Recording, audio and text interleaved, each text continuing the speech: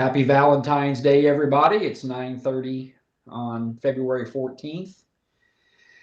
It's been a kind of a long day, not too bad. There's a few things going on today that I think is worth mentioning. First and foremost, I thought it was outstanding that the Collinsville School District in the Metro East, who's been one of the districts who, for whatever reason was pushing back pretty hard on their students. Their students were starting to try to defend themselves and didn't, because I had my clients at the Collinsville School District who were, didn't have to wear a mask because of the court order, and that started causing some complications, let's call it, in the school, and resulting in kids being isolated either in the gym or the cafeteria. I'm not sure. And then last week, if you all saw there was a man from Bosnia who was speaking, and the board started walking out on him, and that actually made it to Hannity. So, for whatever reason, that in a week's time, they have another board meeting tonight, allow people to speak, and they voted unanimously to switch the Collinsville School District to mask optional. So I thought that was encouraging. I also heard that the Bethalto School District was one of them in the Metro East that was kind of holding out, as well as the Belleville School District in St. Clair County. So, those are good moves. I'm glad to see it, later than I would have liked to have seen, but so be it. So those school districts have made those decisions. Another thing that's interesting is I've talked to quite a few people across the state in various different capacities, and we are now, I believe, 560, 570 school districts out of the 800 and something that have switched to fully mask optional, with many of them no vaccination or testing programs. 550, 60, 70 of them, guys. That's 60+% in a little over a week. And I don't laugh because it's not a laughing matter, but I think back to when we were arguing in court. You all might have been listening, accusing my clients of being a small fringe minority. So I look at it back now and go, whether people agreed with my clients' arguments that I was making or not, they've always been consistent. And whether we win or don't win, we just give it straight. We don't gaslight, blow smoke up people's rear ends or not. And the governor's positions are full of all of that. It's all smoke and mirrors and games. And again, the small fringe minority. And I just laugh now going, you realize when you make comments like that, Governor, that eventually it comes back to bite you in the rear end, because you'll look like a complete and utter fool right now. Because one thing's for certain, they're not the small fringe minority. The small fringe minority, sir, is actually what you have in support of you. We got the Chicago public school system. We've got a couple other ones up north. We've got one or two down here, but these ones that are just hanging on into that minority status are actually the ones that agree with his philosophical position. So just the irony of that I thought was interesting.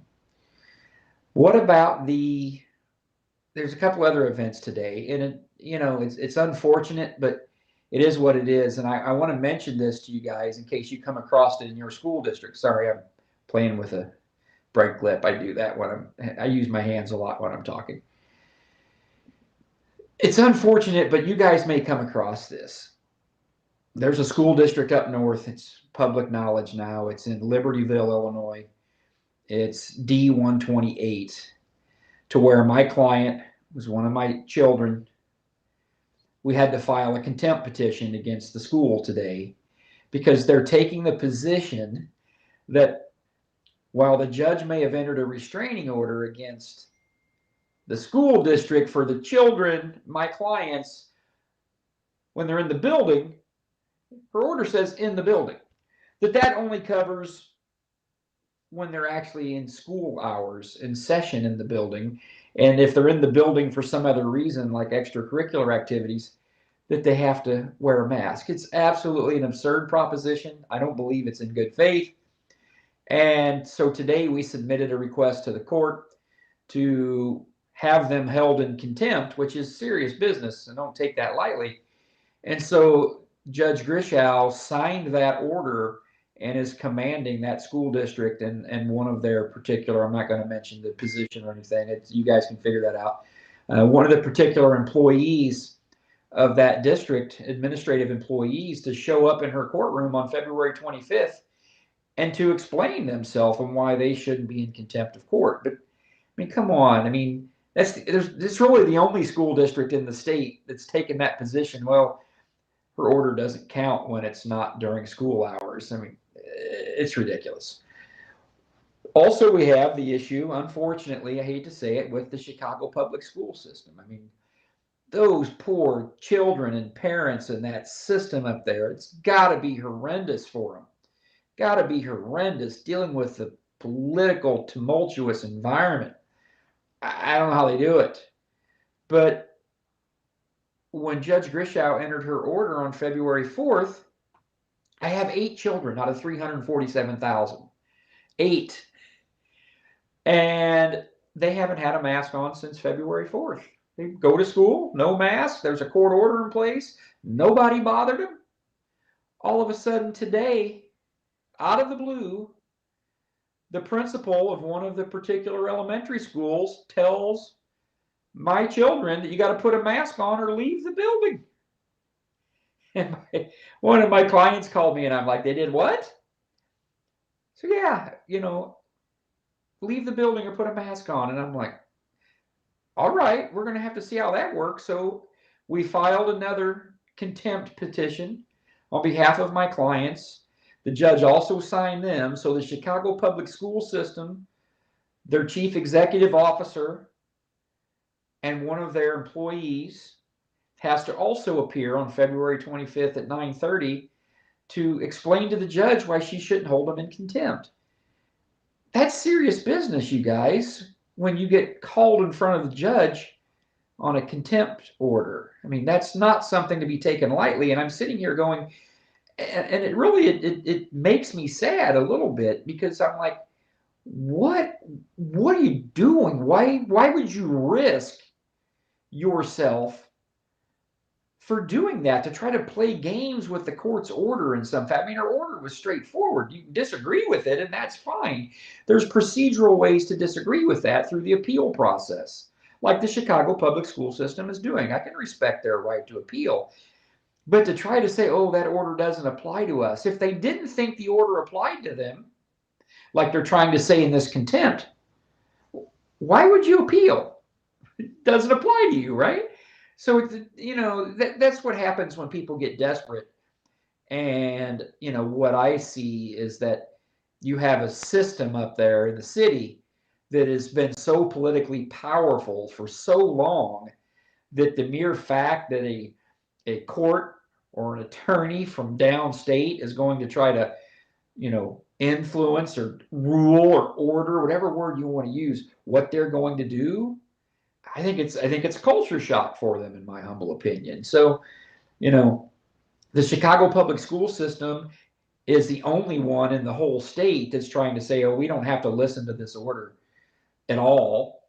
Again, they didn't for the first week, but now they do. And then again, the other school district that I mentioned in Libertyville, D128, is now saying, well, it doesn't apply except during the day. So, the judge issued those orders. Again, it's called an order for contempt. And she's ordered them to personally appear, which means they can't send somebody in their place. Those folks have to appear themselves in her courtroom and answer to her on why she shouldn't punish them in some fashion. And those punishments can range. She has broad discretion on what punishment she might render if she feels that they have violated her order in a significant way. So we'll see how that happens. The appellate court still has some time left. They haven't ruled. As you guys are aware, I'm going to say it again for those of you who didn't catch it the first time. Yes, she ordered them to appear, Steph. They have to appear on February 25th in person. So, as you're aware, a week ago today, the governor filed his request for appeal to the 4th, and also filed, as you're aware, his emergency request for stay, wanting them to stay Judge Grishow's order. The appellate court did not even rule on that request for stay. Either way, they didn't grant it. Obviously, they didn't deny it. They just didn't rule on it. So what does that mean? It means there's no stay, right? They didn't really deny it, but by not ruling on it, it's tantamount to we're not granting it. So, and the rules that they, again, generally follow, even though they can extend them, is you could expect a ruling out of them late Wednesday, early Thursday. But again, if they need more time, obviously they can take more time if they think it's necessary. It's the appellate court. They have their discretion to do that.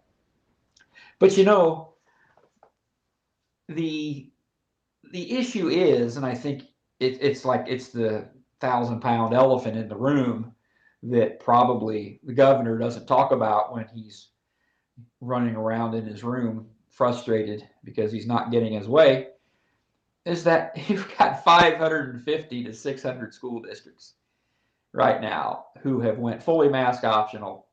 We're in February. What's going to happen? And again, he's going to figure it out real soon. There is a huge list, huge. It's like what he said. The former President Trump used to say, huge list of those 500 something that they have moved on from even the results of the litigation, and they've said we're not switching back. I know a lot of them who they are, dozens, maybe hundreds of them, that they've said we're done. And they've made those choices for their own good reasons. And to the extent they do that, I told them, I'm here to help. I won't charge you a penny. You want my help? You want your lawyer to call me and give him? Because what's ISB going to do? ISB couldn't even handle the 3 little school districts that I represent and try to get them to have to do anything. What are you going to do with a few hundred of them, especially some of these big, powerful, huge school districts with lots of resources and can hire tons of attorneys? What are they going to do, right? I mean, nothing. And so I'm pretty sure JB probably knows that it's over. That's why we called this thing today, the tyrant is falling. He's, in my opinion, and I don't give my opinion to you guys much, you know that, he's just trying to figure out a way that he can spin this to do damage control. Because you guys have already heard him, February 28th, I'm going to lift the indoor mask mandate. And then shortly thereafter, I'll lift the school mandate, right? You've heard it. And I know you guys are street smart. You're not fools. He's already setting the stage for this thing's getting crammed down his throat, figuratively speaking, anyway. And so he wants to be able to be in a position to make it sound like, well, people did all that for nothing. I was going to lift the mandate anyway because the facts and science said it was time. He's setting you guys up for that. He's already setting it up. You know what I mean? So I'm going to leave you with this. Something that I'm going to ask you guys to do. I'm going to start asking you now because it's only February. The election's coming, right? And you're never going to hear me ever say what I think about voting. People always say, Tom, who do you think I should vote for? I'm never going to do that, ever. All I'm going to do is start saying this now, and I'll keep saying it to you. Don't listen to the advertisements, right? J.B. Pritzker, billionaire boy, trust fund baby, is going to spend tens of millions of dollars to try to put sound bites across the airwaves to try to change the way you think. And it's not just a Democratic thing, it's a Republican thing too. JB just happens to be rich. And so he's going to try to buy this election. And how is he going to buy it? With airtime. They will concoct and they'll craft arguments, and whoever the Republican nominee ends up being, they'll try to make them sound like they're a horrible person. They'll just, turn and twist information. And I'm going to start asking you guys right now, don't fall for it. You've heard me say it before. Don't go Jerry Springer on me now, right? Don't do it. You got to stick with thinking and don't pay attention to it. I learned something when I was, I don't know, I might have still been in college, but maybe, I don't think I was in law school yet. And there was a lesson that I learned from one of my professors that said, Tom, when you read something or when you listen to something, the first thing you have to remember is that person is trying to convince you of something, right? That message, whether you're reading it or whether you're listening to it, is trying to convince you of something. Everybody is. And I'm going to say to you, I am too. I'm trying to convince you of something. You know what it is? To think for yourself. It's a novel idea, right? Most people won't do that. Say, I'm going to try to convince you to think for yourself. What JB's going to try to convince you is that somebody else is bad and he's good with little 15, 30-second, 60-second sound bites. Because traditionally, you guys, that's been an effective way of winning elections. Because I'm being polite here, all of you were lazy and ignorant. And you didn't pay any attention to anything. And 6 months before the election, you'd start listening to that crap they throw across the airwaves, and it'd start bending your way of thinking. Just admit it, right? Just admit it. It's okay. Don't do that anymore. Don't do that anymore. Because if you quit doing that, the money won't matter. You guys know how we're talking about campaign finance. Campaign finance. The hell with campaign finance. J.B. Pritzker could spend every billion that he's got, and his messaging would never convince me of anything,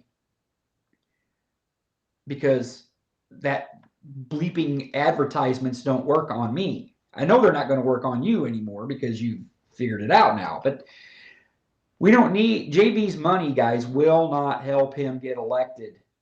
If you insist on being informed, you insist on understanding what's going on, and when that crap starts hitting the airwaves, even though it's going to be going through, don't pay any attention to it, because it's propaganda. It's all propaganda.